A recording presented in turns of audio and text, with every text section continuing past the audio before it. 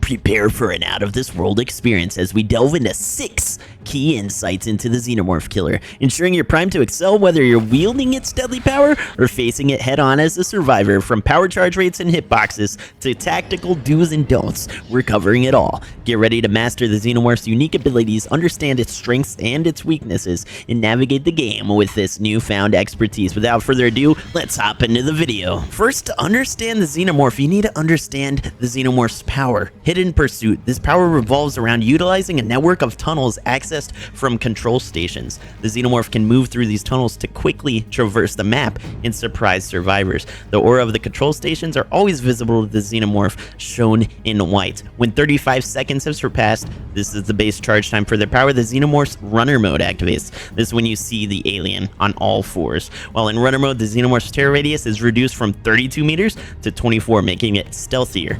It can't voluntarily exit this mode, but it can be forced out if targeted by the survivors' remote flame turrets.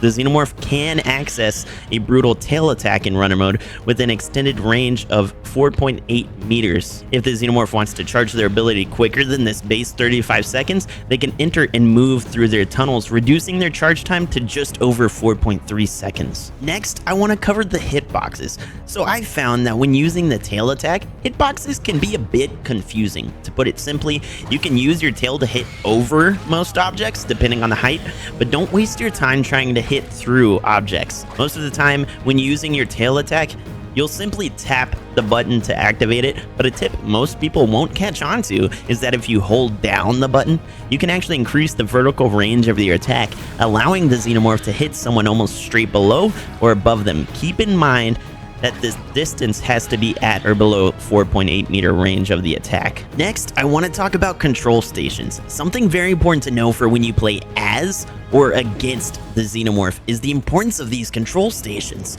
They aren't simply the access points for the alien to enter and exit their tunnels. Any survivor within 12 meters max of a control station will have a killer instinct on them, highlighting them to the Xenomorph when they exit a tunnel. This killer instinct can last anywhere from 3 to 5 seconds, depending on the killer's add-ons. Moving on to the topic of flame turrets and counterplay. Survivors can interact with control stations to retrieve remote flame turrets. These turrets can be placed strategically to fend off the Xenomorph. You'll usually want to put them into dead zones or between loops as a way to slow the killer down and knock them out of runner mode. Something most people don't know is these flame turrets can act almost like an extended terror radius detector, as they start beeping as far as 41 meters out due to their enhanced motion detection range for the Xenomorph.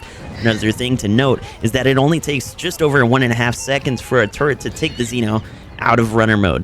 And though it's hard to tell, the range it starts shooting you only feels about 5 meters or so. So even though it'll be hard to do, it is possible for the killer to break the turret with their tail at the 4.8 meter range. Note that you will take some flame damage while doing this, but if timed right, it won't do enough to knock you out of runner mode itself. If you've enjoyed the video so far, go ahead and let me know by hitting that subscribe button. Turn on notifications for more amazing content in the future. Also, while we're here, drop a comment down below letting me know what you're most excited about with this upcoming chapter. So here's a tip for survivors playing against the Xenomorph.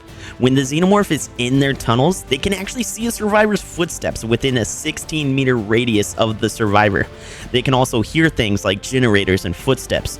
Also, remember that the Xenomorph will have killer instinct to highlight any survivor within 12 meters of a control station after they exit their tunnels. This means that when playing against a Xeno, you have to realize your options for stealth were almost completely taken away from you, and you need to opt for the run rather than hide. Here's a tip for when you're playing as the Xenomorph. Focus on controlling the map by efficiently using control stations in the tunnel system. Strategically choose control stations to create a network of tunnels that allow you to surprise the survivors. Be mindful of survivors' turret placements and adapt your approach to catch them off guard. Use the runner mode to your advantage, but be cautious of survivors countering it with turrets. Remember that just because you highlight a certain control station doesn't mean that you can't choose to exit somewhere completely different based on any information that you may receive while in the tunnels, whether it's seeing the survivors or on the other side of the map or a loud noise notification that sets off.